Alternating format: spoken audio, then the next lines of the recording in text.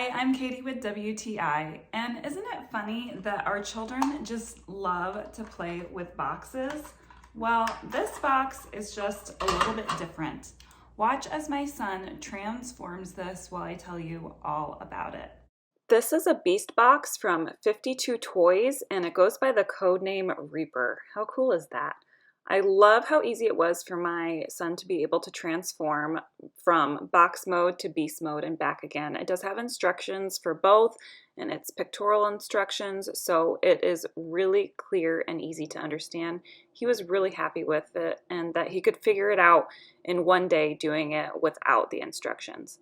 I also really like how well designed this is. The colors are great and it moves into so many different poses. You can really have fun with this, and he tried scaring both me and his grandma with it, so he had lots of fun with it.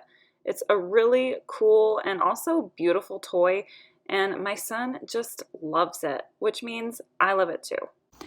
And here you have it. So easy that even a mom can transform it, and that's my point of view.